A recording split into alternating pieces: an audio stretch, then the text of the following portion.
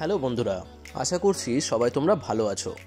আজ এই ভিডিওটিতে আমি তোমাদেরকে অয়েল প্যাস্টেলে একটি সিনারি কালার করে দেখাবো। তোমরা যারা অয়েল প্যাস্টেলে কাজ করছো তাদের জন্য এই ভিডিওটি গুরুত্বপূর্ণ হতে চলেছে। ভিডিওটির সাবজেক্ট বলা যেতে পারে ভিলেজ অথবা হিল সাইড ভিলেজ।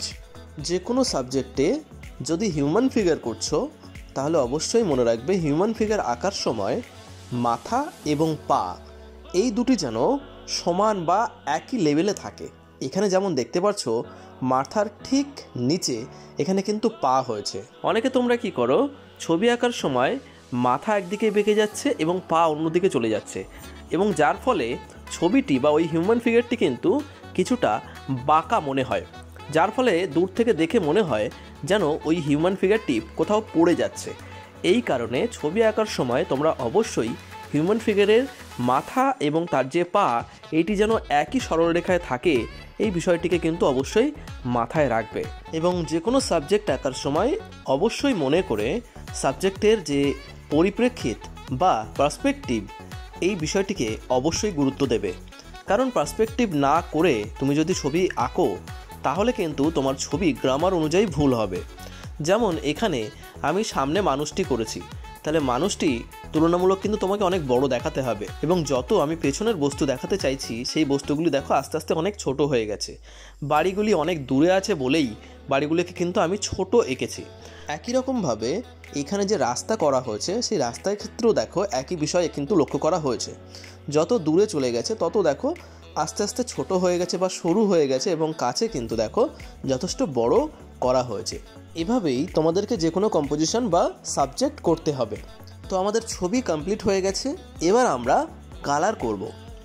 কালারের ক্ষেত্রে তোমরা দেখতে পাচ্ছ যে আমি কিন্তু একেবারে পেছনের অংশ বা উপর থেকে আমি কিন্তু নিচের দিকে কালার করতে করতে আসব। তোমরা অনেকেই আছো যারা শুরুতেই বিভিন্ন অবজেক্ট বা হিউম্যান ফিগারে আগে কালার করতে থাকো। দেখো এটা কিন্তু অনেক বড় যে ভুল এমনটা একেবারেই নয়। তুমি যদি কালার কন্ট্রোল করতে পারো তাহলে অবশ্যই করতে পারো, বাট অনেক ক্ষেত্রে কালার কিন্তু কন্ট্রোল হয়ে ওঠে না, যে কারণে আগে আউটসাইড কালার করতে হয় আর তারপর আস্তে আস্তে ইনসাইড বা যে অবজেক্টগুলি তোমাদের রয়েছে সেই অবজেক্টগুলিকে কালার করতে হয়। আরেকটি খুব গুরুত্বপূর্ণ বিষয় জানিয়ে রাখি, তোমরা অনেক ভিডিওতে আমাকে কমেন্ট করেছো যে প্যাস্টেল কালারের জন্য স্পেশাল কোনো পেপার পাওয়া যায় কিনা, যেমন ওয়াটার কালারের জন্য হয়। তো এখানে তোমাদেরকে আমি বলবো, দেখো প্যাস্টেল কালার যে কোনো পেপারেই কিন্তু তোমরা করতে পারো, বাট আমরা নর্মালি বাজারে যে সমস্ত প্যাস্টেল কালার পাই সেই সমস্ত প্যাস্টেল কালারে কিছুটা ক্ষার জাতীয় ভাব বেশি থাকে, অয়েলি ভাবটা কিছুটা কম থাকে, যে কারণে তোমাদের পেজ যদি কিছুটা মসৃণ বেশি হয় সেক্ষেত্রে কিন্তু তোমার কালার ভালো হবে। তাই খাতা কেনার সময় অবশ্যই দেখে নেবে যে পেজটি বেশি মসৃণ কিনা। বেশি মসৃণ হলে অবশ্যই কিনে নাও, আর যদি দেখো বেশি এবড়ো খেবড়ো অর্থাৎ ওয়াটার কালারের পেজ সেক্ষেত্রে সেটিকে অ্যাভয়েড করলেই ভালো হয়।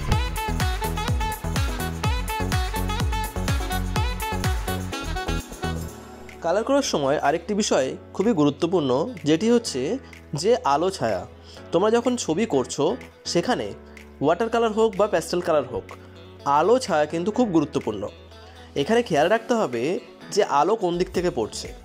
যেদিকে তুমি আলো দেখাতে চাইছো সেই দিকের অংশে তোমাকে কিন্তু লাইট কালার করতে হবে প্রত্যেকটি অংশে। এবং এভাবেই কিন্তু এই ছবিটাতেও তোমরা দেখতে পাচ্ছো পেছনে যে জঙ্গল করা হয়েছে, আমি রাইট সাইড থেকে আলো দেখাতে চাইছি, তো সেই কারণে দেখো রাইট সাইডে বা উপরের দিকে কিছুটা দেখো লাইট কালার আমি কিন্তু দিয়েছি, এবং লেফট সাইডের দিকে আমি কিন্তু দেখো কিছুটা ডার্ক কালার দিচ্ছি। তো এইরকমভাবে তোমাদেরকেও আইডেন্টিফাই করতে হবে যে তুমি যে ছবিটি করছো সেই ছবিতে তুমি আলো বা ছায়া কোন দিক থেকে দেখাতে চাইছো। তো এখানে পাহাড়ের ক্ষেত্রেও তোমরা যদি লক্ষ্য করো, দেখো আমি রাইট সাইডে দেখো সাদা বা হাইলাইট এরিয়া রেখেছি, অর্থাৎ আমি ওই দিকটাতে লাইট দেখাতে চাইছি। তাহলে উল্টো দিকে কী হবে, ডার্ক হবে, যে কারণে দেখো পাহাড়ের লেফট সাইডে তোমরা দেখতে পাচ্ছ কিন্তু এখানে কিছুটা ডার্ক কালার হয়েছে। ঠিক এইরকমভাবে বুঝে বুঝে তোমরা যদি কালার করতে থাকো তাহলে দেখবে খুব সুন্দর কালার তুমি কিন্তু করতে পারবে, বা তোমার ছবিটি গ্রামার অনুযায়ী কিন্তু সঠিক হবে।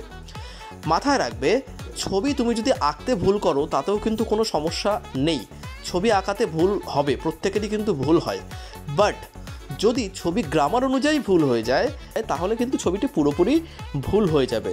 সুতরাং তুমি যদি গ্রামার ভুল করে কালার সঠিক করো তাহলে কিন্তু হবে না। তোমাকে আগে ড্রয়িংয়ের ক্ষেত্রে গ্রামার সঠিক রাখতে হবে। যেমনটা আমি তোমাদেরকে প্রথমে বলেছিলাম যে ছবি আঁকতে গেলে বা কম্পোজিশন করতে গেলে বিশেষ করে পরিপ্রেক্ষিতের বিষয়টিকে মাথায় রাখতে হবে। সেই সঙ্গে আরও অনেক বিষয় রয়েছে, তবে পরিপ্রেক্ষিতটা খুবই গুরুত্বপূর্ণ। সেটিকে মাথায় রেখে তোমরা যারা শুরু করছো তারা কাজগুলিকে করো, তারপর আস্তে আস্তে অন্য বিষয়গুলি তোমরা বুঝতে পারবে। এবং কালারের ক্ষেত্রে অবশ্যই যেটা সবথেকে আগে মাথায় রাখবে সেটা হচ্ছে যে আলো ছায়া, যেমনটা এখানে তোমরা দেখতে পাচ্ছ। কোনো একটা দিকে যদি আলো পড়ছে তার উল্টো দিকে অবভিয়াসলি ছায়া পড়বে। তো সেই সূত্র মেনেই কিন্তু আমরা এখানে প্রত্যেকটি জায়গাতে কালার করেছি, এবং যেখানে যেখানে ডার্ক কালার আমি দিয়েছি সেখানে খেয়াল করে দেখো কোনো না কোনোভাবে কিন্তু ছায়া পড়ছে, যে কারণেই কিন্তু ডার্ক হচ্ছে। তো এই আলো ও ছায়া এই বিষয়গুলিকে মাথায় রেখে কাজ করতে পারলেই তোমার ছবি কিন্তু গ্রামার অনুযায়ী সঠিক হবে।